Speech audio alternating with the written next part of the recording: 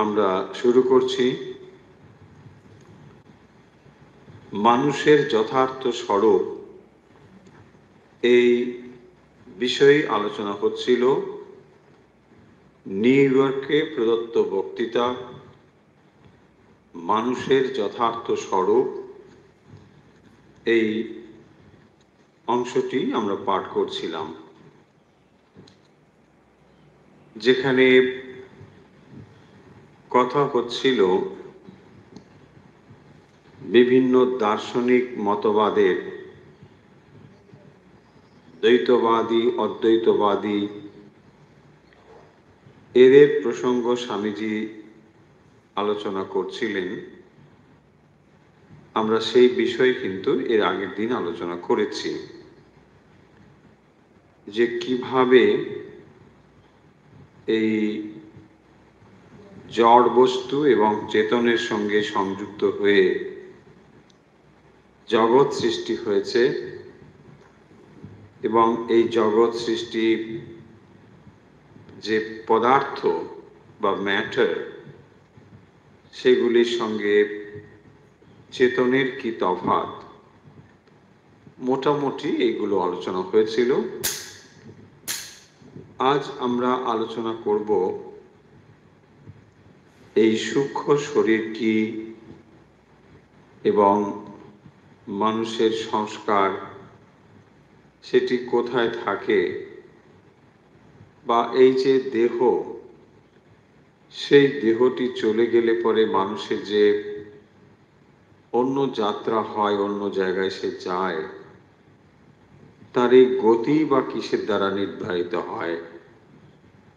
অর্থাৎ এই যে জড় দেহ, সেই জড় দেহ যখন পাত হয়, চলে যায়, শেষ হয়, তখনও যে আমাদের একটি যাত্রা অব্যাহত থাকে, জীব অন্য স্থানে তাকে আবার যেতে হয়।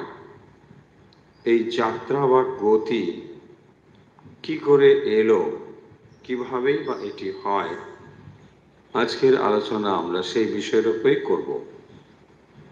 স্বামী বিবেকানন্দ এই বক্তৃতা নিউ ইয়র্কে দিয়েছিলেন। আমরা সেই বক্তৃতাই এখন পড়ছি। এই সূক্ষ্ম শরীরেই মানুষের সমুদয় সংস্কার বাস করে। তাহলে ভারতীয় দর্শন বা ভারতীয় বেদান্ত ভাবনা এই স্থূল শরীর ও মনের পেছনে আত্মার কথা ভাবে, এই স্থূল শরীরের সঙ্গে সংযুক্ত একটি সূক্ষ্ম শরীরের কথাও ভাবে। সমস্ত দর্শনে হয়তো এই বিষয়ে তারা একমত না হতে পারে, সে বিষয়ে আমরা পরে আসছি। কিন্তু ভারতীয় বেদান্ত দর্শনে এটি স্পষ্টতই বলা হয়েছে যে মানুষের স্থূল দেহের পেছনে একটি সূক্ষ্ম দেহ বা শরীর আছে, এবং সেখানেই মানুষের সমস্ত সংস্কার থাকে। তাহলে সংস্কারগুলো কোথাও না কোথাও থাকে, সেগুলো কিন্তু চলে যায় না, এবং এই সংস্কারগুলোই আমাদের পরবর্তী জীবন নির্ধারিত করে। এখন প্রশ্ন হবে, সংস্কার কি, কাকে বলে? আমরা আগে স্বামীজি কি বলছেন সেটি শুনব। স্বামীজি বলছেন, মন যেন হ্রদের তুল্য, মন যেন হ্রদের তুল্য, আর আমাদের প্রত্যেক চিন্তা যেন সেই হ্রদের তরঙ্গ তুল্য। কি বলছেন তাহলে? মনকে তুলনা করছেন হ্রদের সঙ্গে। মন একটি হ্রদের মতো, আর তার ওপরে আমাদের প্রত্যেক চিন্তা হ্রদের তরঙ্গের মতো। তাহলে হ্রদের ওপরে ঢেউ থাকে, সেই ঢেউগুলোকে আমরা চিন্তার সঙ্গে তুলনা করতে পারি। যেমন হ্রদে তরঙ্গ ওঠে আবার পড়ে, পড়িয়া অন্তর্হিত হইয়া যায়, সেইরূপ মনে এই চিন্তা তরঙ্গগুলি ক্রমাগত উঠিতেছে আবার অন্তর্হিত হইতেছে। তাহলে একটি হ্রদ, হ্রদের ওপরে ক্রমাগত ঢেউ আন্দোলিত হচ্ছে, এবং এই যে ঢেউগুলো যেমন হ্রদের সঙ্গে ওঠে এবং পড়ে, মানুষের মনেও ঠিক একই রকম ভাবে চিন্তা উঠছে আবার মিলিয়ে যাচ্ছে, উঠছে আবার মিলিয়ে যাচ্ছে। এইরূপ মনে এই চিন্তাগুলি ক্রমাগত উঠিতেছে আবার অন্তর্হিত হইতেছে, কিন্তু উহারা একেবারে অন্তর্হিত হয় না। উহারা ক্রমশ সূক্ষ্মতর হইয়া যায়। এই তাহলে যে কোনো চিন্তা আমাদের মনে উঠল, সেই চিন্তা হয়তো অন্তর্হিত হচ্ছে, কিন্তু সেটি শেষ হয়ে যাচ্ছে না। তাহলে সেটি স্থূল থেকে সূক্ষ্ম অবস্থা হচ্ছে বলে আপনার চেতন মনের স্তরে তাকে আপনি দেখতে বা বুঝতে পারছেন না। যখন চিন্তা মনের চেতন স্তরে থাকে, কেবল তখন আপনি সেগুলোকে বুঝতে পারেন। তাহলে চিন্তা ক্রমশ উঠল আবার নামছে, উঠছে নামছে, উঠছে নামছে। যখনই সেটি মনের চেতন স্তরে এসে হাজির হয়, তখন আপনি তাকে অবলোকন করতে পারেন, দেখতে পারেন। এখন প্রশ্ন হবে, উঠেই বা এলো কোত্থেকে? তাহলে নিচে যখন ছিল তাকে আমরা কি বলছি? সূক্ষ্ম অবস্থা। তাহলে চিন্তার সূক্ষ্ম অবস্থা নিচে ছিল, সেইটি ক্রমশ উপরে এসে দৃশ্যমান হলো, আপনার চেতন স্তরে হলো। তার মানে কিছুই ছিল না তা কিন্তু নয়। তুলনা করলে যেমন বোঝা যাবে, যদি আপনি একটি পাত্রে ওপরে বুদবুদ দেখেন, তাহলে সেই বুদবুদের জন্ম কিন্তু নিচে হয়েছে। সেই বাতাসটি জলের সঙ্গে মিশ্রিত হয়ে একটি বুদবুদ তৈরি করে উপরে নিয়ে এসেছে। ঠিক একই রকম ভাবে কোনো চিন্তা, সেটি মন্দ, শুভ, অশুভ, যা কিছু হোক, যে কোনো চিন্তা মনের সূক্ষ্ম অবস্থা থেকে স্থূল অবস্থায় আসা, আবার সেই স্থূল অবস্থা থেকে সেটি ক্রমান্বয়ে সূক্ষ্ম অবস্থায় যাচ্ছে, হারিয়ে যাচ্ছে না। পয়েন্টটা তাহলে মনে রাখবো কি না, কোনো চিন্তা চিরকালের জন্য ডিলিট হচ্ছে না।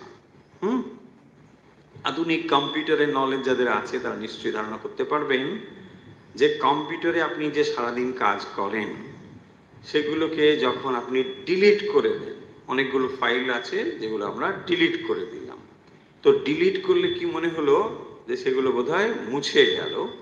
মুছে কিন্তু যায় না, সেগুলো একটি জায়গায় কম্পিউটারে স্টোর থাকে। ইচ্ছে করলে আপনি সেটাকে আবার দেখতেও পারেন যে সারাদিন আপনি কতগুলো ফাইল তৈরি করেছেন, কতগুলো ডিলিট করেছেন, কতগুলো মুছে ফেলেছেন, যা কিছু করেছেন সবই কিন্তু ওখানে রেকর্ড রয়েছে। তাহলে মনের যে কোনো থট বা যে কোনো চিন্তা চিরতরে সেগুলোকে মুছে ফেলা যাচ্ছে না। এবার দেখুন কি বলছেন স্বামীজি, কিন্তু উহারা একেবারে অন্তর্হিত হয় না। তাহলে যে চিন্তা আপনার মনের ভেতরে উঠেছে, এখন সেগুলো মুছে গেছে, হয়তো আপনি দেখতেই পাচ্ছেন না, কিন্তু সেটা অন্তরিত হয় না, উহারা ক্রমশ সূক্ষ্মতর হইয়া যায়। তাহলে সেটা কি হয়? স্থূল থেকে সূক্ষ্ম অবস্থা ধারণ করে। যখন স্থূল থাকে তখন তাকে আপনি বুঝতে পারেন, সেটি যখন সূক্ষ্ম হয়ে যায় আপনি ভাবেন এটা নেই, মুছে গেছে, কিন্তু বাস্তবিক তা নয়। উহাদের অস্তিত্ব থাকে, প্রয়োজন হইলে আবার উদয় হয়। তাহলে যে কোনো চিন্তা আপনি যেটা করছেন সেটি কিন্তু থাকবে। এখন প্রশ্ন হলো কতদিন এটা থাকে? এটা দীর্ঘ দীর্ঘ সময় থাকতে পারে, এমনকি জন্ম জন্মান্তর পর্যন্ত এটা যেতে পারে। এতটাই। কোনো একটি থটস কোনো একটি সময় আপনার মনে উঠেছিল, পরে সেটা হয়তো মুছে গেছে, আপনি ভাবছেন, কারণ সেটা আর চেতন স্তরে নেই।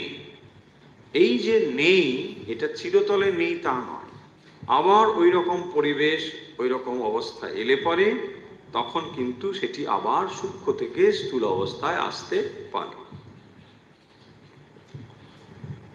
যে চিন্তাগুলি সূক্ষ্মতর রূপ ধারণ করিয়াছে তাহারই কতকগুলিকে আবার তরঙ্গাকারে আনয়ন করাকে স্মৃতি বলে। তাহলে স্মৃতি কাকে বলে? অন্তঃকরণে কি কি থাকে? চারটি জিনিস থাকে: মন, বুদ্ধি, চিত্ত, অহংকার। তাহলে এই যে মন হলো একটি, বুদ্ধি একটি, চিত্ত একটি, উহারা একেবারে অন্তরিত হয় না, উহাদের অস্তিত্ব থাকে। যে চিন্তাগুলি সূক্ষ্মতর রূপ ধারণ করিয়াছে তাহারই কতকগুলিকে আবার তরঙ্গ আকারে আনয়ন করাকে স্মৃতি বলে। তাহলে যেগুলো আপনি একসময় চিন্তা করেছিলেন বা যেগুলো একসময় স্থূল রূপে ছিল, সেগুলো ক্রমশ যেন ঢাকা পড়ে গিয়েছে, সেগুলোই যখন আবার আপনার স্মৃতিপটে এসে স্থূল রূপে ধারণ করছে, তখন তাকে আমরা বলছি স্মৃতি। হলো? তাহলে যে চিন্তা পূর্বে এক সময় স্থূল ছিল, সেটি সূক্ষ্ম আকার ধারণ করেছিল, আবার আপনি তাকে স্থূল রূপে গ্রহণ করছেন বা দেখতে পেয়েছেন, তাকেই আমরা বলছি স্মৃতি। এই রূপে আমরা যাহা কিছু চিন্তা করিয়াছি, যে কোনো কার্য করিয়াছি, সবই মনের মধ্যে রহিয়াছে। দেখুন, তাহলে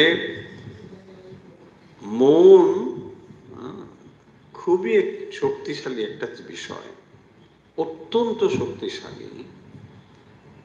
আপনি এখন আধুনিক যুগে আমরা ক্যামেরা দিয়ে ছবি টবি তুলতে পারি, এমনকি ছবি অনেক রকম ডাইমেনশনে তোলা যায়। আগে একটা দিকে বোঝা যেত, এখন 3D বলা হয়, 4D, এসব হচ্ছে ডাইমেনশন। তো বিভিন্ন অ্যাঙ্গেল থেকে বিভিন্ন ভাবে তার দেখা যায়, বোঝা যায় ছবি, তার মানে আরো প্রমিনেন্ট, আরো সুন্দর। কিন্তু মনের ভেতরে যে কত ডি আছে আমরা জানি না। কিরকম? হয়তো হতে পারে আজ থেকে 50 বছর আগে কোনো একটি স্মেল আপনি স্মেল করেছিলেন, সেটি কিন্তু আপনার স্মৃতি এখন ধরে রেখেছে, কিছুতেই সেটা মুছে যাবে না। ঠিক ওই স্মেল যদি আবার কোথাও আসে, আপনি ঠিক রিলেট করতে পারবেন এটা ওর সঙ্গে এরকমই একটা গন্ধ ছিল। এটা এতটাই তীব্র, এতটাই। এইরকম বহু কিছু বিষয় আছে যেগুলো আপনার মন ধরে রেখেছে। সেখানে পারিপার্শ্বিক অবস্থা কি ছিল, এসব কিছু ধরে রাখতে পারে। ফলে মানুষের মন অত সহজে জিনিসগুলোকে মুছে ফেলে দেয় না। এই রূপে আমরা যাহা চিন্তা করিয়াছি, যে কোনো কার্য করিয়াছি, সবে মনের মধ্যে রহিয়াছে। তাহলে স্পষ্ট বোঝা গেল, মন কোনো জিনিসকে ফেলে দিচ্ছে না। যা আপনি করেছেন তার ইমপ্রেশন মনের মধ্যে আছে। সবগুলোই সূক্ষ্মভাবে অবস্থান করে।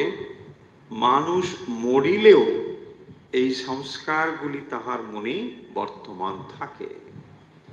মানুষ মরলেও, তাহলে মৃত্যু জিনিসটা হচ্ছে কেবল স্থূল একটা আবরণ, সেটা চলে গেল। উহারা আবার সূক্ষ্ম শরীরের উপর কার্য করিয়া থাকে। তাহলে ওই সংস্কারগুলো তার মনের সঙ্গে সংযুক্ত হয়ে থেকে যাবে। আবার যখন সে দেহ ধারণ করবে, এগুলি কিন্তু তার কাছে আসবে। সেই জন্য দেখুন, যখন মানুষ কোনো একটি খারাপ কাজ করে, তার গভীরতা কিন্তু মন পর্যন্ত পৌঁছয় নিশ্চয়ই, এবং এই মন আবার তাকে পরের জন্মে নিয়ে যাবে। ধরুন একজন মানুষ শারীরিক অসুস্থতাতে মৃত্যু হলো, এই মৃত্যু তার দেহটাকে মেরে ফেলল, কিন্তু যদি সে মানুষটি কোনোভাবে খারাপ কাজে লিপ্ত হয়, তাহলে শরীরের থেকেও বেশি ক্ষতি হবে তার। শরীরটা তো যাবেই ধরুন কোনোভাবে, কিন্তু তার মনটা, সংস্কারটা আরো বেশি খারাপ হয়ে গেল, তাহলে ক্ষতিটা অনেক বেশি হলো। একজন মানুষ যদি দেহগতভাবে তার মৃত্যু হয়, সেটা দেহ মৃত্যু হয়ে গেল, নেক্সট আবার একটা দেহ আসছে, কোনো অসুবিধে নেই। কিন্তু যদি মনের অবস্থার খারাপ অবস্থায় পৌঁছয়, এটা জন্মান্তরে গিয়ে পৌঁছবে। এই পয়েন্টটা হলো তাহলে এখানে, দেহের ক্ষতি হলে এটা এক জন্মে আপনি সার্ভাইভ করতে পারবেন, কিন্তু মনের যদি ক্ষতি হয়, সেটা এক জন্মে সংশোধন হবে না। এটাই হচ্ছে পয়েন্ট। মুছে দিন। এখনো ইরেজার সেরকম ভালো বাজারে আসেনি, যদি দেখা যায় হবে। হ্যাঁ, মুছে যাবে। মুছে যাওয়ার জন্যে ভালো সংস্কার ধরতে হবে, এইভাবেই মুছে যাবে। একমাত্র যদি কোনো খারাপ সংস্কার থাকে, ভালো সংস্কার তৈরি করতে হবে। খারাপ সংস্কারের যা রেজাল্ট, সেটা ভুগতেই হবে। অ্যাট দ্য সেম টাইম ভালো রেজাল্ট, ভালো সংস্কার তৈরি হলে তার ফলও সে পাবে। দেখুন তাহলে, সবগুলি সূক্ষ্মভাবে অবস্থান করে, মানুষ মরিলেও এই সংস্কারগুলি তাহার মনে বর্তমান থাকে। উহারা আবার সূক্ষ্ম শরীরের উপর কার্য করিয়া থাকে। আত্মা এই সকল সংস্কার ও সূক্ষ্ম শরীর রূপ বসন পরিধান করিয়া চলিয়া যান। বিভিন্ন সংস্কার রূপ বিভিন্ন শক্তির সমবেত ফলই আত্মার গতি নিয়মিত করে। আমি এই লাইনটি আরেকবার পড়ি। আত্মা এই সকল সংস্কার এবং সূক্ষ্ম শরীর রূপ বসন পরিধান করিয়া চলিয়া যান। তাহলে এই সমস্ত সংস্কার, সূক্ষ্ম শরীর রূপ বসন পরিধান করে চলে যান। বিভিন্ন সংস্কার রূপ বিভিন্ন শক্তির সমবেত ফলই আত্মার গতি নিয়মিত করে। তাহলে এখানে আত্মা মানে যে জীবাত্মা, তার যে গতি, তার মানে তার যে সূক্ষ্ম দেহ, এই সূক্ষ্ম শরীরের ভেতরে যে ধরনের সংস্কার রয়েছে, সেটি কিন্তু তার গতি নির্ধারিত করে। তার ভেতরে বিভিন্ন শক্তির সমবেত বল তাকে গতি তৈরি করে। একটি তুবড়ি বা হাওয়াই বাজি যেগুলো, সেটা কি করে যাবে, গাইডিং ফোর্সটা কি, তার ভেতরে বারুদ আছে, তাই না? বারুদটা দিয়ে আপনি এক্স্যাক্টলি, তাহলে এই দেহটা পাত হয়ে যাওয়ার ফলে বা পরে তার অস্তিত্বটা যে যাবে, তার ভেতরে এই গাইডিং ফোর্স হলো সংস্কার। এবং সেটি নানা শক্তির সঙ্গে সংযুক্ত হয়ে তার গতি প্রকৃতি নির্ধারিত হয়। অনেক রকম শক্তির ক্রিয়া সেখানে চলতে থাকে। একটি ছোলার দানা আপনি মাটিতে ফেলে দিলেই সেটা একরকম ভাবে হবে, এটা হয় না। অনেক রকম ব্যাপার থাকতে পারে। ঠিক সেরকম অনেক রকম শক্তির ক্রিয়া চলতে থাকে, তার ফলেই সেটি নির্ধারিত হবে। আপনি দানাটি ফেলে দিলেন, তারপর দিন হয়তো বৃষ্টি প্রবল হয়ে গেল, সেটা ভেসে অন্যত্র চলে গেল, বা সেখানে হয়তো একটা ঘোড়া বা গরুর পায়ের চাপে সেটা নষ্ট হয়ে গেল, হতে পারে। এরকম বহু বহু শক্তি, বহু বহু সম্ভাবনা যুক্ত থাকে। সেইগুলোর ভেতর দিয়ে জীব অগ্রসর হচ্ছে, এগিয়ে চলেছে, কিন্তু নষ্ট হয়ে যাবে না, এটা একদম পরিষ্কার। প্রকৃতিতে কোনো সূক্ষ্ম শরীর বা বীজ সেটা নষ্ট হয়ে যাবে না। হতে পারে সময় আরো বেশি লাগতে পারে, অপেক্ষা করতে হতে পারে, কিন্তু এক সময় না এক সময় সেটা ফল দেবেই দেবে। তাহাদের মতে আত্মার ত্রিবিধ গতি হইয়া থাকে। তাহলে এখানে এই যে দেহপাত হয়ে গেল, তাহলে সংস্কার কাকে বলে আরেকবার আমরা বলে নিই। সংস্কার হলো মানুষের মনে যে সমস্ত চিন্তা, স্বামীজি যেভাবে বলা শুরু করেছেন, মনকে হ্রদের সঙ্গে তুলনা করেছেন, আর হ্রদের তরঙ্গগুলোকে চিন্তার সঙ্গে তুলনা করেছেন। তাহলে এই চিন্তাগুলো বা হ্রদের তরঙ্গগুলো কখনো সেটি স্থূল রূপ ধারণ করে উপরের দিকে আসে, আবার কখনো সেগুলো আস্তে আস্তে মিলিয়ে যায়।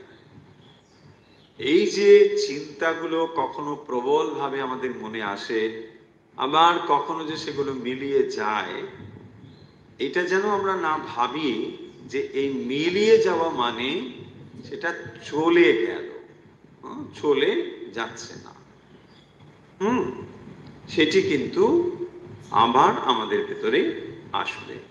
কি করে হবে? বলছেন যে আমরা স্মৃতি করতে পারি, তাই না? স্মৃতি আমরা সকলে অনুভব করতে পারি। স্মৃতি মানে পাস্ট মেমরি। তো আগে আপনি যেমন যেমন করেছিলেন অ্যাকশন অর থটস, সেগুলো সবই রয়েছে। আপনি ইচ্ছে করলে এখন মনে করতে পারেন, তাই না? তাহলে সেগুলোকে আপনি আবার সেই সূক্ষ্ম অবস্থা থেকে স্থূল অবস্থায় নিয়ে আসতে পারেন। তার মানে এটাও প্রমাণিত হলো যে এই থটস গুলো আপনার কাছে রয়েছে, তাই না? এগুলো থাকে।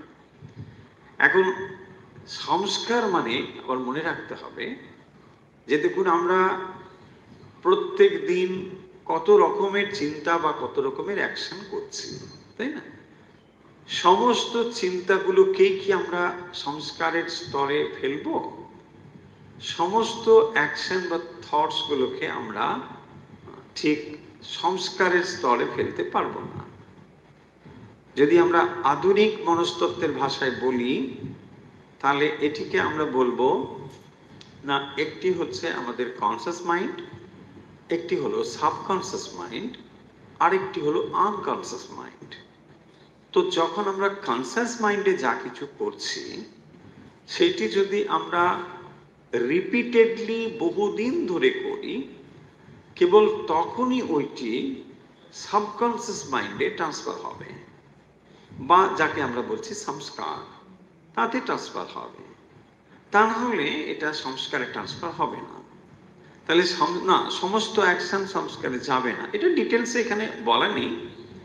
স্বামীজি খুব গ্রস হয়েতে জিনিসটা বলছেন, কিন্তু আরো আরো সূক্ষ্মভাবে এটা এরকম হবে যে যে সমস্ত থটস গুলো বা অ্যাকশন গুলো আমরা রিপিটেডলি করছি, দেখুন কতগুলো চিন্তা আপনার মনে প্রায় দিনই আসে, বা মাঝে মাঝেই আসে।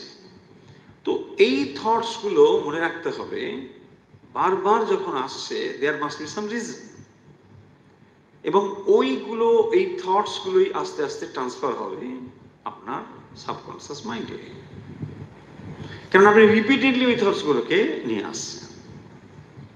হ্যাঁ, ধরুন কোন একটা বিষয়ের প্রতি আপনার প্রবল আকাঙ্ক্ষা আছে, হ্যাঁ, ঘুরে ফিরে ওই চিন্তাটা আপনার মনে আসে, যদি এটা পেতাম বা যদি এটা করতে পারতাম, হোয়াট এভার।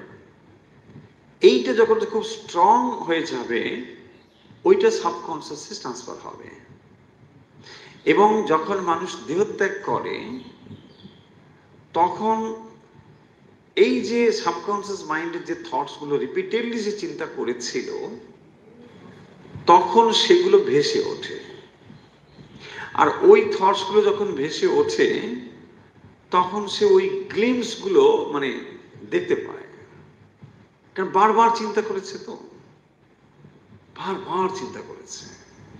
সো ওইটাই যখন তার মনের ভেতরে ফাইনাল ডিপারচারের সময় উঠে আসে, ওটা নিয়ে তার প্রস্থান হয়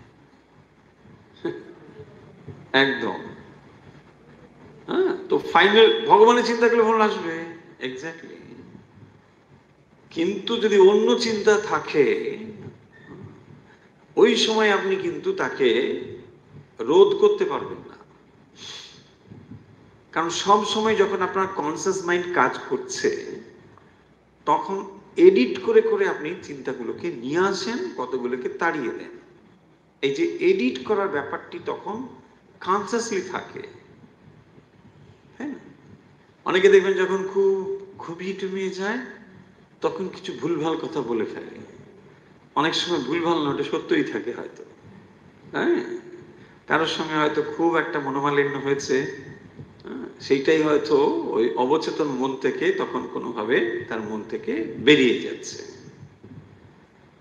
হতে পারে। তো এই যে ব্যাপারগুলো, তার মানে যখন সে ফাইনালি ডিপার্ট করছে, তখন কিন্তু আর এডিট করার ব্যাপার নেই। তার মানে যে থটস গুলো তার প্রমিনেন্ট, সেই থটস গুলো কিন্তু তার মনকে তখন আচ্ছন্ন করে রাখে। আর মন যে চিন্তা করতে করতে ফাইনাল ডিপারচার হবে, ওটাকেই সে আশ্রয় করবে, ওটাকেই আশ্রয় করবে। এসব ব্যাপার আছে, অনেক রকম ব্যাপার আছে। সেই জন্যে বিশেষ করে যারা শুদ্ধ যোগী, তাদের নেক্সট ডিপারচার মানে নেক্সট ডেস্টিনেশন তারা জানতে পেরে যায়।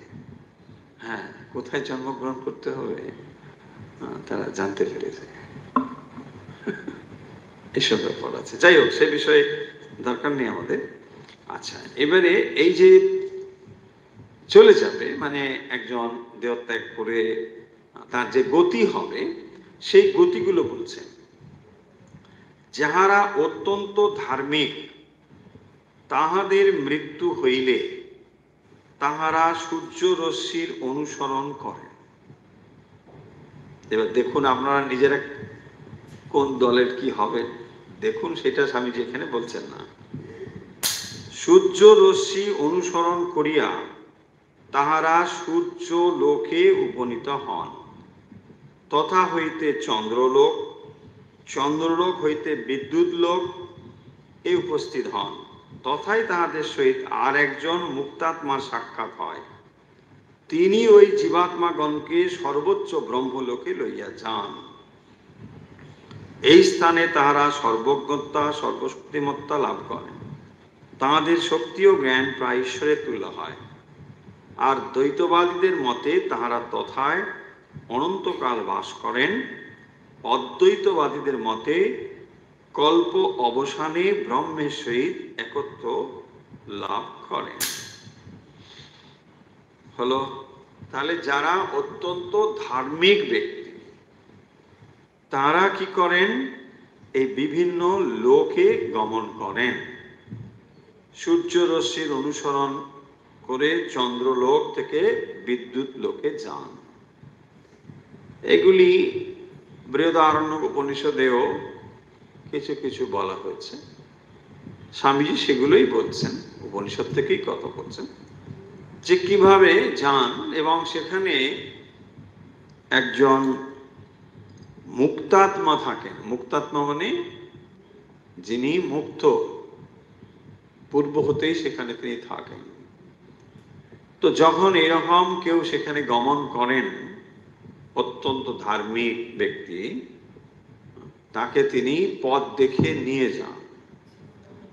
আসুন আসুন আসুন, এই লোককে আপনি ধন্য করেছেন, আপনি আসুন, এহি এহি বলে তাকে পথ দেখিয়ে নিয়ে যান। এবং তিনি সেখানে ব্রহ্মলোকে গমন করেন এবং তিনি সর্বজ্ঞত্ব প্রাপ্ত হন। মানে ঈশ্বর তুল্য, একেবারে ঈশ্বর বলা হচ্ছে না, কিন্তু ঈশ্বর তুল্য। আর দ্বৈতবাদীরা ঠিক এই জায়গায় বলবেন যে অত্যন্ত ধার্মিক ব্যক্তি যারা, তারা ভগবানের সঙ্গে থাকেন, সেখানেই তারা দীর্ঘকাল বাস করেন। আবার কল্পারম্ভ যখন হবে, ব্রহ্মের সঙ্গে এক হয়ে যান। যাহারা সকামভাবে সৎকর্ম করে, তাহলে এটা প্রথম হয়ে গেল ধার্মিকদের, যারা অত্যন্ত ধার্মিক। এবারে বলছেন যারা সকামভাবে সৎকার্য করেন, তারা মৃত্যুর পর চন্দ্রলোকে গমন করেন। এখানে নানাবিধ স্বর্গ আছে। তারা এখানে সূক্ষ্ম শরীর, দেব শরীর লাভ করেন। তাহারা দেবতা হইয়া এখানে বাস করেন, দীর্ঘকাল স্বর্গভোগ সুখ উপভোগ করেন। তাহলে যারা সকামভাবে সৎকর্ম করে, সকাম সৎকর্ম ভালো কাজ, কিন্তু সকাম, তো এইভাবে তারা চন্দ্রলোকে দেব শরীর প্রাপ্ত হন, হয়ে সেখানে দীর্ঘদিন থাকেন, সুখ টুক ভোগ করেন, বেশ আনন্দে টানন্দে থাকেন। কিন্তু মজা হলো দেব শরীরে কিছু করার কিছু নেই। দেব শরীর কেবল সুখ ভোগ করবার শরীর। দেব শরীরে সুখ ভোগ করা যায়। লোকে পুজো করছে, পুজো নিতে হবে, আশীর্বাদ করতে হবে, এরকম। আপনার নতুন করে কিছু করার নেই, ওই দেহে আপনি কিছু করতে পারবেন না। সূর্য দেবতা, তো কত মানুষ তাকে ভোরবেলা উঠেই তাকে অর্ঘ্য দিচ্ছে, পুজো করছে। তিনি এই পুজো পাচ্ছেন কারণ অত্যন্ত পুণ্যবান, তিনি বহু পুণ্যকর্ম করেছেন, কিন্তু সকাম দেবশরীর প্রাপ্ত হয়েছেন, মানুষের পুজো গ্রহণ করছেন, মানুষকে আশীর্বাদ প্রদান করছেন। এই হচ্ছে দেবশরীর। যদি মনে হয় যে না আমার নিজের কিছু করতে হবে, তাহলে কিন্তু ওই শরীরে হবে না, তাহলে শরীর ত্যাগ করতে হবে। আর ইচ্ছে মতো আপনি শরীর ত্যাগ করতে পারবেন না, যখন শেষ হবে তখন হবে। আপনার ইচ্ছে হবে যে না আর ভালো লাগছে না, দেখলাম খুব সুবিধা নয়, সেটা হবে। সেই কল্প শেষ হবে, তারপরে আবার ইচ্ছে হবে, তখন এই মর্তধামে আবার তাকে দেহ ধারণ করে আসতে হবে। এই ভোগের অবসানে আবার তাহাদের পুরাতন কর্ম বলবান হয়, সুতরাং পুনরায় তাহাদের মর্তলোকে জন্ম হয়। তাহারা বায়ুলোক, মেঘলোক প্রভৃতি লোকের ভিতর দিয়ে আসিয়া অবশেষে বৃষ্টি ধারার সহিত পৃথিবীতে পতিত হন। দেখুন, তাহলে যখন দেব শরীরের কাজ সমাপ্ত হলো, আবার এই মর্তলোকে দেহ ধারণ করতে হবে, তখন বায়ুলোক, মেঘলোক প্রভৃতি লোকের ভেতর দিয়ে আসিয়া বৃষ্টি ধারার সহিত পৃথিবীতে পতিত হন। বৃষ্টির সহিত পতিত হইয়া তাহারা কোন শস্যকে আশ্রয় করিয়া থাকেন। বৃষ্টি, শস্য জন্যে বৃষ্টি, তৎপরে সেই শস্য কোন ব্যক্তি ভোজন করিলে সেই শস্য খাচ্ছে কেউ, তাহার ঔরসে সেই জীবাত্মা পুনরায় দেহ পরিগ্রহ করে। দেখুন, সেইটি হয়ে পিতার শরীরে আসবে, সেই পিতা আবার এই ঔরস মাতৃ শরীরে প্রদান করবেন, সেখান থেকে মাতৃ শরীর থেকে আবার সন্তান আসবে পৃথিবীতে। বিশাল লং জার্নি, তাই না? দু রকমের কথা বলা হলো। এক, কার বলা হলো? যারা অত্যন্ত ধার্মিক। তা যারা অত্যন্ত ধার্মিক তারা দেহপাতের পর কি হয় না, তারা সূর্য রশ্মির অনুসরণ করে সূর্য লোকে উপনীত হয়।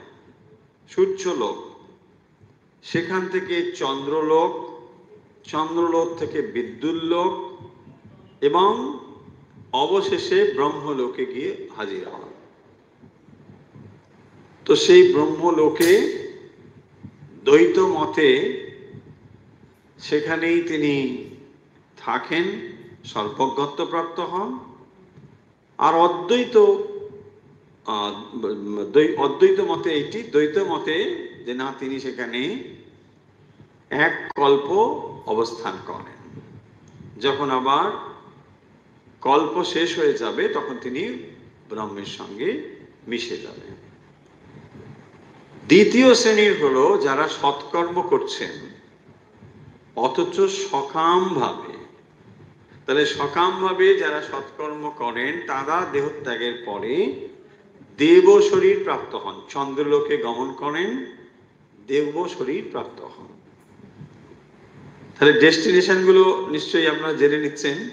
হ্যাঁ, তাই না? সুবিধে ওখানে অ্যাড্রেস যদি পাওয়া যায় এখান থেকে বলে যেতে পারবে। লোকে কি খোঁজে, বলছে না ওই তারা হয়ে গেছে, বলে না মৃত্যুর পরে কোথায়? হ্যাঁ, আকাশের তারা হয়ে গেছে বাচ্চাদের পরে। তো আপনি আরো স্পেশাইজলি অ্যাড্রেসটা বলতে পারবেন। হ্যাঁ, বুঝে কোথায় যাচ্ছে? এই যে দেবলোকে যাচ্ছে, চন্দ্রলোকে যাচ্ছে, তাই না? এবং সেখানে কি বলছেন না, দেবশরীর প্রাপ্ত হওয়ার পরে সেই লোকে দীর্ঘকাল থাকবার পর আবার যখন এই পুণ্য শেষ হয়ে যায়, তাই না, স্কিনে পুণ্য যখন শেষ হয়ে যাবে তখন আবার তাকে মানব শরীর ধারণ করতে হবে। কিন্তু কি হয়েছিল হবে? বলছে মানব শরীর ধারণ করতে হলে এই দেবলোক থেকে মর্তলোকে আসতে হবে। তো দেবলোক থেকে মর্তলোকে কিভাবে আসবে? বায়ুলোক, মেঘলোক, এর ভেতর দিয়ে বৃষ্টি ধারা হয়ে পৃথিবীতে নামবে। সেই বৃষ্টি ধারাতে শস্য উৎপাদিত হবে, সেই শস্য পিতা গ্রহণ করবেন, সেই পিতা থেকে ঔরস তৈরি হয়ে তা মাতৃ শরীরে আসবে এবং এভাবে সেটি হবে। এবারে দেখুন, যারা অতিশয় দুর্বৃত্ত তাদের কথাটাও তো আছে। যারা অতিশয় দুর্বৃত্ত তাহাদের মৃত্যু হইলে তাহারা ভূত বা দানব হয় এবং চন্দ্রলোক ও পৃথিবীর মাঝামাঝি কোন স্থানে বাস করে। পৃথিবী এবং চন্দ্রলোকের মাঝখানে। তাদের মধ্যে কেউ কেউ মনুষ্যগণের উপর নানাবিধ অত্যাচার করিয়া থাকে, কেউ কেউ আবার মনুষ্যগণের প্রতি মিত্র ভাবাপন্ন হয়। কারা? ভূত ও দানব। তাহারা কিছুকাল ওই স্থানে অবস্থান করিয়া পুনরায় পৃথিবীতে আসিয়া পশু জন্মগ্রহণ করেন। তাহলে দানব তার মানে অতিশয় দুর্বৃত্ত যারা, তারা চন্দ্রলোক এবং পৃথিবীর মাঝখানে কোনো একটি স্থানে তারা অবস্থান করেন। কখনো কখনো তারা মানুষের উপর মিত্রভাবাপন্ন হয়, কখনো বা শত্রুভাবাপন্ন হয়। অবশেষে পশু দেহ প্রাপ্ত হবে। কিছুদিন পশু দেহে বাস করিয়া মৃত্যুর পর তাহারা আবার মানুষ হয়। আবার মানুষ হবে কেন? ওই যে অতিশয় দুর্বৃত্ত খারাপ কাজ করেছে, সেই জন্যে তাকে এরকম ভাবে পশু জন্ম টন্ম নিয়ে তারপরে আবার মানুষ হতে হবে। আবার একবার মুক্তি লাভ করিবার উপযোগী অবস্থা প্রাপ্ত হয়। তাহলে এই মানুষের শরীরে এসেই প্রকৃতি তাকে আর একবার মুক্তি সাধনের সুযোগ দেবে, যে তুমি এখন একবার সুযোগ পেয়েছো, আবার একবার চেষ্টা কর। তাহা হইলে আমরা দেখিলাম, যাহারা মুক্তির নিকটতম সোপানে পৌঁছিয়াছেন, যাহাদের ভেতরে খুব সামান্য অপবিত্রতা অবশিষ্ট আছে, তাহারাই সূর্যকিরণ ধরিয়া ব্রহ্মলোকে গমন করেন। যাহারা মাঝারি রকমের, যাহারা স্বর্গে যাইবার কামনা রাখিয়া কিছু সৎকার্য করেন, চন্দ্রলোকে গমন করিয়া তাহারা সেই স্থানে স্বর্গে বাস করেন, সেখানে দেবদেহ প্রাপ্ত হন। কিন্তু তাহাদিগকে মুক্তি লাভ করিবার জন্য আবার মনুষ্য দেহ ধারণ করতে হয়। আর যারা অত্যন্ত অসৎ, তাহারা ভূত দানব প্রভৃতি রূপে পরিণত হয়, তারপর তারা পশু হয়। পরে মুক্তি লাভের জন্য তাহাদিগকে আবার মনুষ্য জন্ম গ্রহণ করিতে হয়। এই পৃথিবীকে কর্মভূমি বলে। তাহলে 3 রকমের গতির কথা আমরা এখানে পাচ্ছি। কি? 1 ব্রহ্মলোক প্রাপ্তি, 2 চন্দ্রলোক প্রাপ্তি, দেব শরীর প্রাপ্তি। কিন্তু এদের আবার ফিরে আসতে হবে, তাই না? পুনরাবর্তী না, ভগবদ গীতাতে বলা হয়েছে পুনরাবর্তী না, আব্রহ্মা ভবনলোক। তো যখন ব্রহ্মলোক প্রাপ্ত হয়ে গেলেন, তখন তিনি মুক্ত হয়ে গেলেন, ঠিক আছে। আর না হলে এই চন্দ্রলোক থেকে যদি সকাম সৎকর্ম হয়, চন্দ্রলোক থেকে তিনি বিভিন্ন স্বর্গে বাস করতে পারবেন। কিন্তু এই স্বর্গে বাসগুলো ব্যাপার হলো, সেখানে কেবল সুখ ভোগ করতে পারবেন, কিন্তু নতুন করে কিছু আয় করতে পারবেন না। কেবল ক্ষয় হবে, ব্যয় হবে। তার মানে ব্যাংক ব্যালেন্স আপনার কেবল উইথড্রল করতে পারবেন, আপনি আর্নিং করতে পারবেন না। কারণ অলরেডি যা আর্নিং হয়েছে সেগুলোই এখন খরচ হচ্ছে। তাহলে দেবতারা মানে পুণ্য ক্ষয় করছেন, তাই না? দেব শরীর মানে তারা পুণ্যকে প্রাইজ পোস্ট, পুণ্য করেছেন, অনেক সৎকর্ম করেছেন, কিন্তু ইচ্ছে ছিল স্বর্গ প্রাপ্তি, ভালো কাজ করে স্বর্গ প্রাপ্তি, সেই স্বর্গে সুখটুক ভোগ করেছে। কিন্তু সেগুলো যখন শেষ হয়ে যাবে,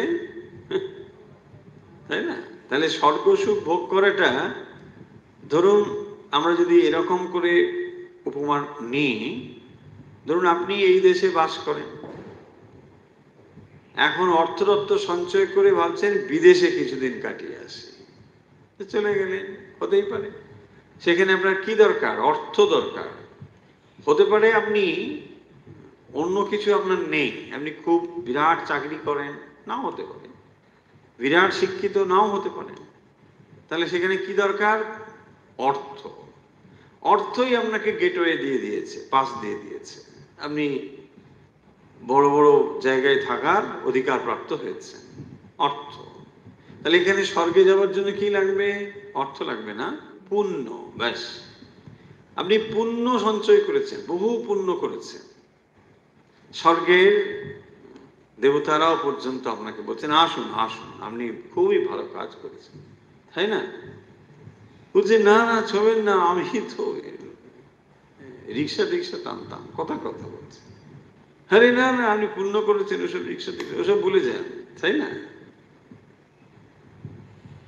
দেখুন, যখন কেউ অর্থ নিয়ে বিদেশে যাচ্ছে, সেখানে হয়তো রিসেপশনিস্ট থেকে এমন করে করছে, সে অবাক হয়ে যাচ্ছে, জীবনে আমাকে কেউ তো এরকম কোনোদিন করেনি। কিন্তু সে হঠাৎ করে ধরুন প্রচুর টাকা পেয়ে গিয়েছে, অর্থ তার আছে, কিন্তু সে ওইগুলোকে তার সমকক্ষ সম্মান বলে মনে করছে না। কিন্তু তাকেও দেখানো হচ্ছে, ওইটা হবে কি না? সে হতে পারে ধরুন একটি সামান্য সাধারণ লোক, হয়তো শিক্ষা দীক্ষা কিছু নেই, কিন্তু যখন সে দেখবেন ওই এয়ারপোর্টে গিয়ে ফ্লাইটে বসেছে, তখন দেখবেন তাকে সবাই স্যার বলে বলছে, কি ম্যাডাম বলে বলছে, বলবে কি না? সে অবাক হচ্ছে, আমাকে কেন স্যার বলছে? বলছে অন্য কারণে নয়, আপনার অর্থ আছে। কারণ আপনি যে টিকিটটি কেটেছেন, সেই টিকিটের দাম ধরুন 1,00,000 টাকা, কথার কথা। তাহলে এইখানে আমি যে পয়েন্টে কথার মধ্যে আসতে চাইছি, দ্যাট ইজ পুণ্য। সো আপনি পুণ্য সঞ্চয় করেছেন বলে এই স্বর্গে বাস করবার অধিকার প্রাপ্ত হয়েছে। কিন্তু দেখুন, আপনি ওখানে একটা বিরাট ঘর ভাড়া টাড়া নিয়ে খুব মজাতে আছেন, কিন্তু যেদিন ব্যাংক ব্যালেন্স শেষ, পরের দিন আর রাখবে না, ওই রিসেপশনিস্ট ধাক্কা দিয়ে বার করে দেবে, বেরোনো এখান থেকে। হ্যাঁ, বলছে 2 ঘন্টা, 2 ঘন্টা বেরো এখান থেকে, যত তাড়াতাড়ি বেরো, বার কর, সব মালকড়ি রাস্তায় ফেলে দেবে। আপনাকে এতটার সময় ঘর খালি করতে হবে, আপনি কি ভেবেছেন? বেরিয়ে যান, না বেরোলে পুলিশ দিয়ে বার করে দেবে, দেবে কি না? তাহলে স্কিনে পুণ্যে মারতে লোকাম বিশান্তি, দেব শরীর ছাড়ো, অনেক হয়েছে, তুমি খুব একেবারে সূর্য টুর্য বলে বিরাট, মানে লোকে উঠেই অনেক, চলো বেরো। হ্যাঁ চলো, অনেক তো হয়েছে, অনেক পুজো টুজো নিয়েছো, ভালো, এখন চলো, এখন আবার যা করতে হবে তাই করো, চলে যাও। এই স্ক্রিনে বলি, কাদের এটা? সকাম সৎকর্মী, যারা সৎকর্ম করছে সকাম। আর যারা দুর্বৃত্ত, তাদের কি হয়? যারা অত্যন্ত দুষ্কর্ম করে, তাদের চন্দ্রলোক আর পৃথিবী লোকের মাঝখানে থাকতে হয়, ভূত হয়, ভূত আর দানব, হচ্ছে। তাহলে তারা ভূত এবং দানব হয়, চন্দ্রলোক এবং পৃথিবীর মাঝখানে থাকে। তারা কেউ কেউ মানুষের ক্ষতি করে, আবার কেউ কেউ ভালোও করে। তো এইভাবে কিছুদিন থাকবার পরে আবার তাদেরকে পশু জন্মগ্রহণ করতে হয়। তো সেই পশু জন্ম গ্রহণ করবার ফলে, পশু জন্ম শেষ হলে পরে আবার তারা মানুষ জন্ম প্রাপ্ত হয়, মনুষ্য জন্ম। সেই মনুষ্য জন্মে আবার তারা চেষ্টা করে, সাধন ভজন করে আবার যদি হয়। তাহলে দেখুন, যখন সে খারাপ কাজ করেছে, সঙ্গে সঙ্গেই তার দানব অথবা ভূত শরীর, সেখান থেকে তাকে পশু প্রবৃত্তির ফলে পশু দেহ, এই করে আবার তাকে এই মানব দেহ। তাহলে এই যে গতি, ইম্পর্টেন্টটা হচ্ছে আপনি এখন যে দেহে আছেন, পয়েন্টটা এখানে লক্ষ্য করুন। তাহলে দেব শরীর থেকে দানব শরীর থেকে মনুষ্য শরীর সব থেকে উৎকৃষ্টতম। কেন না? দেব শরীর, তাহলে যদি মুক্ত হয়ে ব্রহ্মলোক প্রাপ্ত হয় আর গল্প শেষ। যদি সেটা না হয় সব থেকে মানে কেউ যদি ঘুরছে, দিদি নেবেন, বাপরে বাপ, সব থেকে ভালো, হ্যাঁ সব থেকে ভালো মানে কি, মানে খুঁজছে নেবেন, বুঝে না এটা ভালো না, এরকম হতে, হ্যাঁ তো হলে তো ভালো। দেখুন তাহলে দুটো অপশন হচ্ছে, একটা হচ্ছে দেব শরীর, মানে ভালো কাজ করলো কিন্তু সকাম ভাবে করেছে, তো তার জন্য তাকে কিন্তু আবার ঘুরে ফিরে মানুষ হয়ে আসতে হবে। কারণ মানুষ না হলে পরে সে কিন্তু কিছু করতে পারবে না। দেখুন এটা হচ্ছে মূল ব্যাপার। তাহলে পশু যখন সে কিছু করতে পারবে, হতে পারে না। পশু কি করে? খায় দায় ঘুমায়, ব্যাস, ওদের সে তৃপ্ত। হয়তো তার শক্তি বেশি আছে, বাঘ একটা, তো বাঘকেও কি আপনি কখনো দেখেছেন যে মন্দিরে গিয়ে ঘন্টা নেড়ে আসছে? বলছে না, এসব আমার কাজ না, আমি দেখছি কে এখানে আসছে, আমি ওর ঘন্টা নেড়ে দেবো, তাই না? ওই কাজই করে। এত শক্তি, বাঘ সিংহ কত বিশাল, কিন্তু সেও দেখবেন ওইখানেই বসে আছে। দেব শরীরও কিছু হচ্ছে না। দেবতা, আরে বাপরে, আপনি দেবতাদের পুজো করছেন, মানত করছেন, এটা ভালো করবেন, অমুক করবেন, গ্রহ শান্তি, আংটি টাংটি পড়ে যাচ্ছেন, এইসব নানা খান্ড করে, দুটো চারটে, বাপরে বাপ, যত আঙুল তার দুগুণ করে আংটি, হাজির লুকেছে। ভগবান তাদেরকে মানে আরো যদি কয়েকটা আঙুল দিতেন,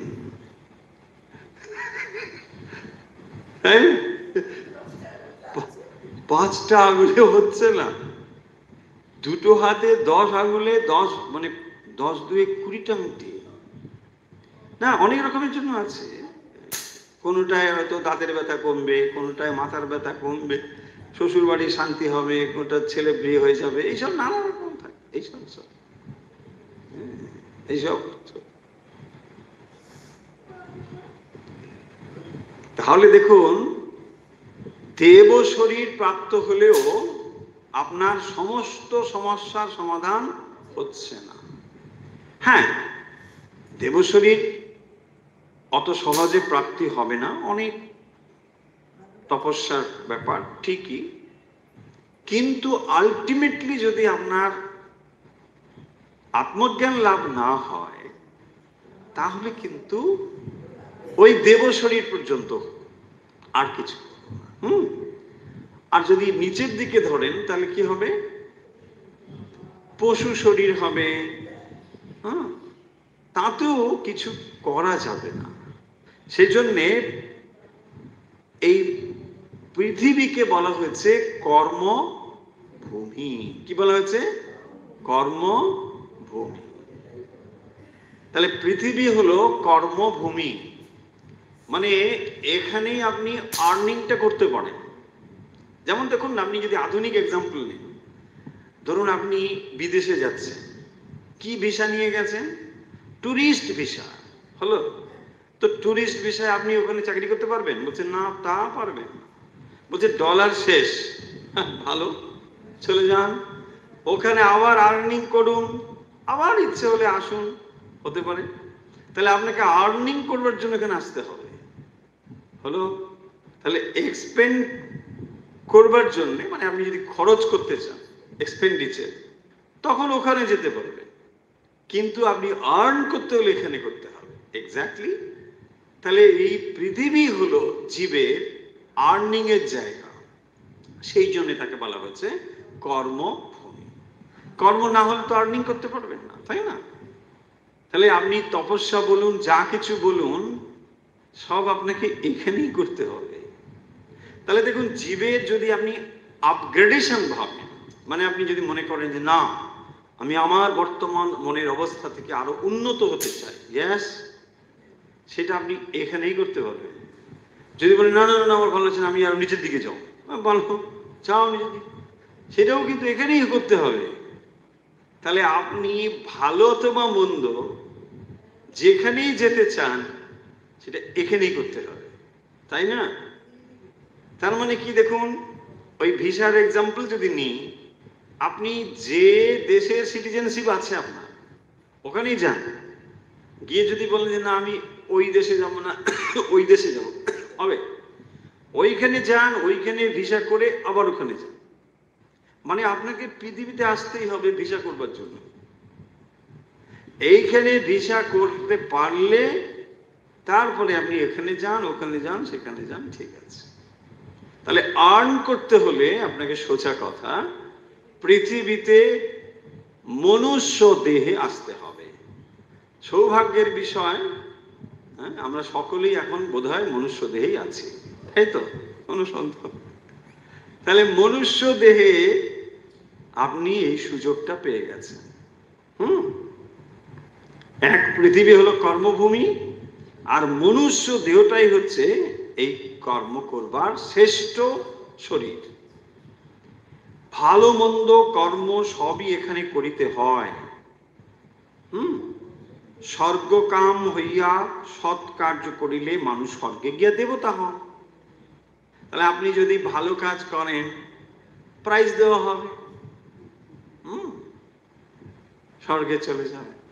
হ্যাঁ, এই অবস্থায় তিনি আর নতুন কর্ম করেন না, কেবল পৃথিবীতে কৃত তাহার সৎকর্মের ফলভোগ করেন, যে কথা আমরা একটু আগে বললাম। তাহলে দেব শরীরে আপনার কিন্তু কেবল পুণ্য ক্ষয় হবে। যে পুণ্য আপনি সঞ্চয় করেছেন সেগুলোর ফলে আপনাকে প্রাইজ দেওয়া হয়েছে, দেব শরীর। আমি ওখানেই সমাজ করছি, তাই না? এই সৎকর্ম যেমনই শেষ হয়ে যায়, অমনি তিনি যেসব অসৎকর্ম করিয়াছিলেন তার সমবেত ফল বেগে আসিয়া তাহাকে পুনর্বার পৃথিবীতে টানিয়া আনে। বাস, হয়ে গেল, হয়ে গেল, কাজ শেষ, প্যাকিং করো, চলো আবার মর্তধামে চলো। তাহলে লোকে বলে না কোথায় যাচ্ছ? মরতে যাচ্ছে। মরতে তো মরতেই যাবে, তাই না? দেখুন, আপনি ঠিক করে শব্দটা বলুন, মর্ত কোথায় যাচ্ছে? মরতে। তাহলে মরতে মানে মরতে, তাই না? কোথায় যাচ্ছে? না, মরতে যাচ্ছে। তাহলে মরতে কেন এসেছো? না, মরতে এসেছে। ঠিকই তো, কেন মরতে এসেছে? এখানে মৃত লোক, এ লোকে আসলে পরে সব ঠিক আছে, কিন্তু এখানে এই 100 বছরের বেশি আর পারবেন না। তারপরেই বলছে বাক্স প্যাটটা গোছাও তাড়াতাড়ি, অন্য কোথাও পথ দেখো, এখানে আর হবে না, কেটে পড়ো। কি অবস্থা! তার আগেই কত হয়ে যাচ্ছে। মানে যদি সব ঠিকঠাক থাকে তাহলে ওই পর্যন্ত, এর বেশি আর হবে না। এই রূপে যাহারা ভূত প্রেত হয় তাহারা সেই অবস্থায় কোনরূপ নূতন কর্ম না করিয়াই কেবল অতীত কর্মের ফল ভোগ করে। হ্যাঁ, এই ভূতেরও কিছু করেননি, এখন ভূত হয়ে গেছে তো কেউ দেখুন গালিগালাজ দিচ্ছে, ইস খারাপ ভূত, এ ভূত, সে ভূত বলছে, কিন্তু তার তো আর কিছু ব্যাপার নেই, সে তো অদ্ভুত। তার যে পাস্ট যা আছে তার ফলেই ভূত শরীর পেয়েছে, সে ভূত হয়ে গেছে। এখন দানব হয়েছে, ভূত হয়েছে, কেউ মানুষ তাকে খারাপ বলছে, কেউ ভালো বলছে, যা বলছে চলছে, কিন্তু আবার সেটা চেঞ্জ না করলে হবে না। তারপর পশু জন্ম গ্রহণ করে সেখানেও নতুন কর্ম করে না, সে আবার যে পশু হয়ে গেল, যে একটু আগে বলা হলো, পশু শরীরেও সে কিছু করতে পারবে না। কি করবে? কিছু করার নেই তা। তাহলে পশু জন্ম মানে সেখানেও কতগুলো নেগেটিভ জিনিসের ব্যবহার। ওখানে যেমন পুণ্যের ব্যবহার, এখানে পাপের ব্যবহার, তাই না? অশুভ কর্ম, সেগুলোকেই এখানে এসে খরচ করছে, কারণ অশুভগুলো তো বেরিয়ে যেতে হবে, তাহলে তো হবে না। পুণ্যগুলোও যেমন বেরিয়ে যেতে হবে, পুণ্যের ফলে সে দেব শরীর প্রাপ্ত হয়েছে, পাপের ফলে, অশুভের ফলেও সে পশু শরীর প্রাপ্ত হয়েছে, তাই না? তার কিছু করার আছে। দেখুন একটা পশুর কি অসহায় অবস্থা, তাই না? একটা কুকুর ওখানে পড়ে আছে, একটা ছেলে গিয়ে মরল, একটা তার কিছুই সে করেনি। এইটাই তার অভিশপ্ত জীবন, যে কিছুই করবে না, তুমি চুপ করে বসে থাকলেও তোমাকে ঢিল ছুড়বে। দেখো সে তার কি হয়েছে, কিছুই, তার যাচ্ছিল ভালো রাস্তা দিয়ে, এটা ঢিল ছুঁড়েই ব্যাস সঙ্গে সঙ্গে। কি আশ্চর্য, তাই না? আর কুকুরগুলোকে দেখবেন আপনি যদি গাড়ি নিয়ে যান, ওরা চাকার কাছে ছুটে আসছে, একবারে চাকার সামনে পড়ে যায় মাঝে মাঝে, এমন বিভৎস অবস্থা। হয়তো ওদের কোনো কাণ্ড আছে, ছেলে মেয়ে হয়তো ওরকম করে মারা গেছে বা কিছু হয়তো হয়েছে, সেই পাস্ট মেমোরি, ও ওরকম গাড়ি দেখেই ওর আতঙ্ক হয়। তো যাই হোক, ব্যাপার হচ্ছে যে তারপরে আবার সে কিন্তু মনুষ্য দেহ ধারণ করে। তাহলে মেন পয়েন্টটা কি হলো? পয়েন্ট হলো এই যে মনুষ্য দেহ ধারণ না করলে আপনি গতি নির্ধারণ করবার ক্ষমতা প্রাপ্ত হবেন না। তাহলে মনুষ্য দেহ হচ্ছে ইম্পর্টেন্ট, কারণ আপনি যেখানে যাবেন সেটা নির্ভর করছে কার উপরে? পাপ অথবা পুণ্য। যদি আপনি শুভ কর্ম করেন, পুণ্য সঞ্চয় করেন, তাহলে দেব শরীর প্রাপ্ত হতে পারেন। আর যদি আপনি অশুভ কর্মের অনুষ্ঠান করেন, তাহলে পশু শরীর, দানব শরীর, ভূত শরীর, এগুলি দিয়ে আবার মনুষ্য শরীরে আসতে হবে। তাহলে মনুষ্য শরীর পাওয়ার পরেই কিন্তু সে নিজেকে আবার চেঞ্জ করতে পারবে। সেই জন্যে পৃথিবীকে বলা হয়েছে কর্মভূমি। আর মনুষ্য জন্ম গ্রহণ না করলে পরে তার নিজের ভেতরে যে পরিবর্তনগুলো জীব আনতে পারবে না।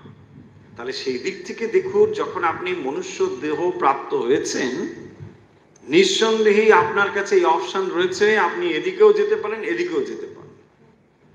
এই অপশনটুকু আপনার হাতে এখন পরিপূর্ণভাবে রয়েছে, যা দেবতাদের মধ্যেও নেই।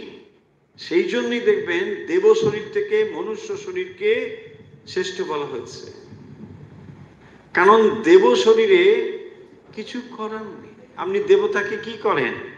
ওই ঠাকুর ঘরে রেখে দিয়েছেন, ব্যাস দেবতা ওখানে থাকো। দেবতা যদি বলেন না আমি একটু রিলিফ করবো, আরে আপনি কি রিলিফ করবেন? বসুন বসুন, তাই না? বলছে না না আমি একটু যাগযজ্ঞ করবো। আরে আপনি এখানে থাকুন, আমরা কিনে টেনে সব নিয়ে এসে আপনাকেই খাওয়াবো, আপনি খান, বসে থাকুন, শুধু আশীর্বাদ করুন।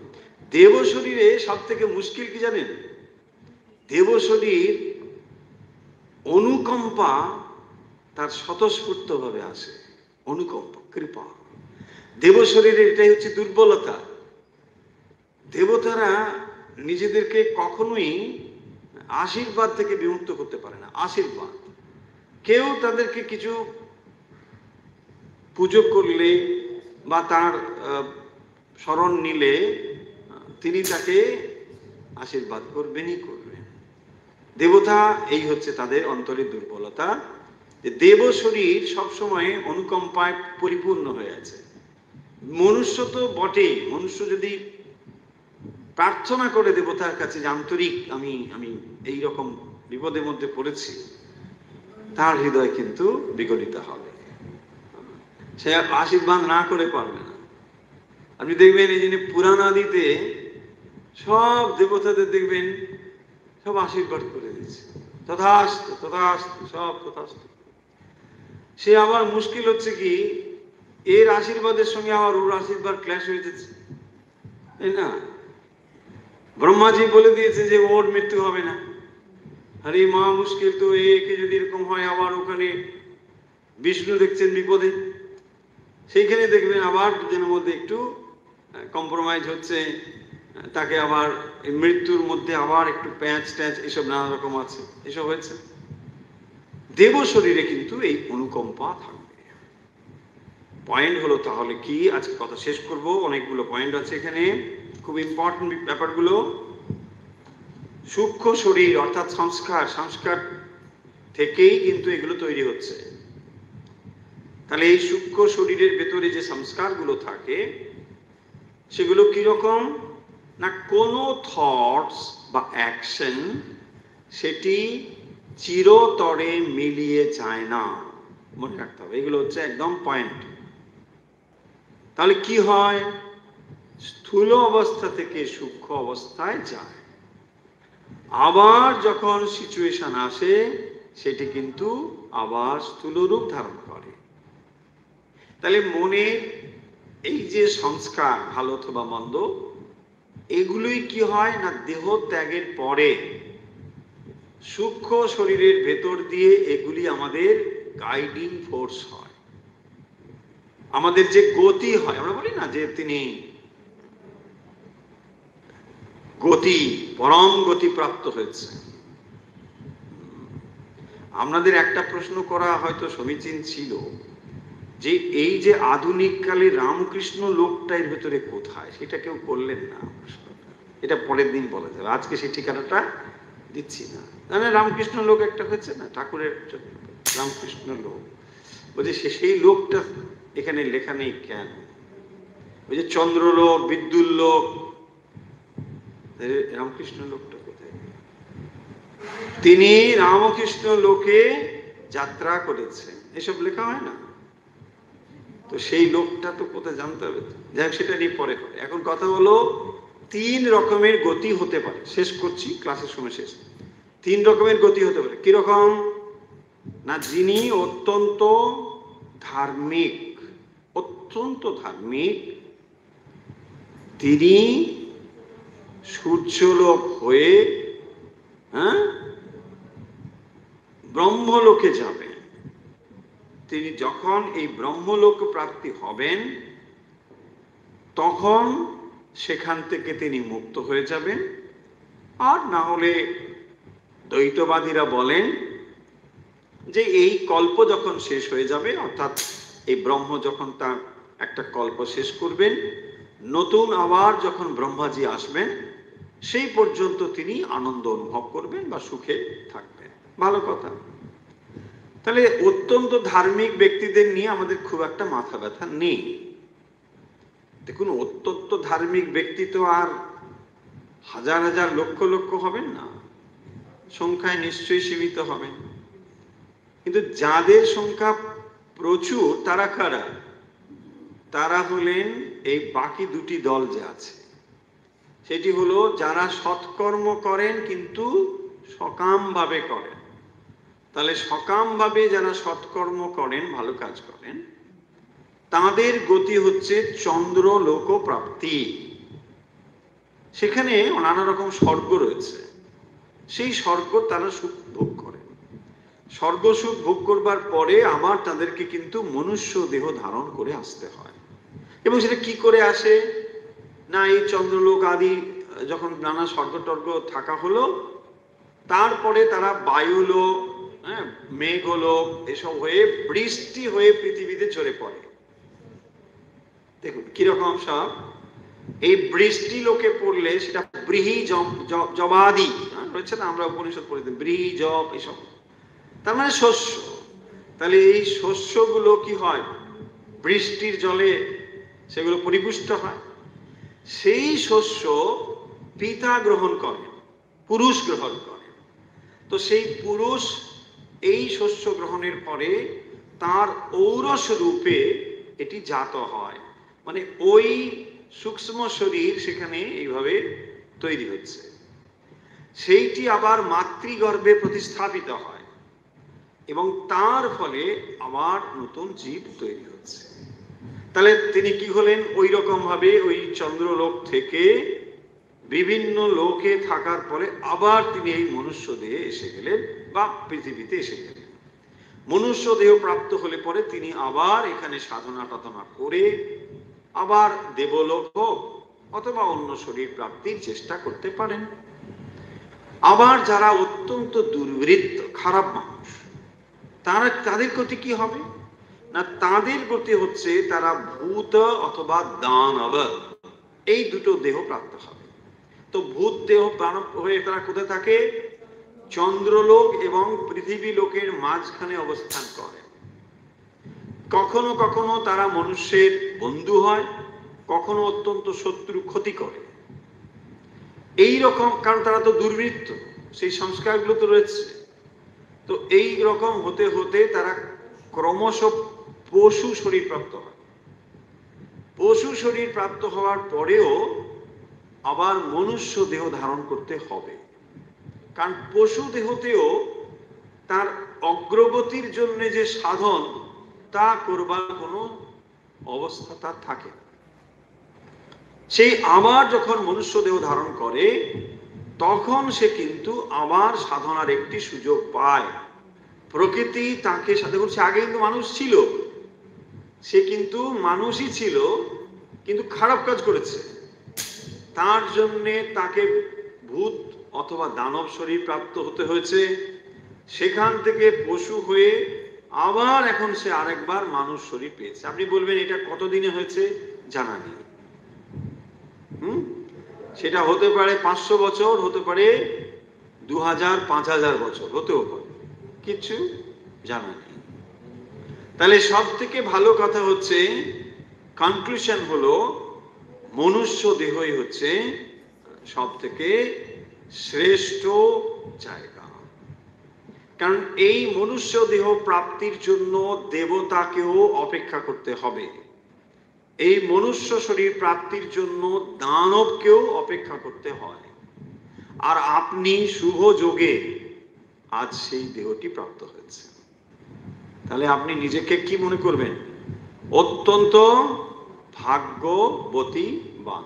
মানে যেখানে বতী যেখানে বান হলো। হ্যাঁ, সে কথা কি বলা হলো? ফলে এই মনুষ্য দেহ যখন পেয়েছেন এটাকেই কাজে লাগাতে হবে, তাই না?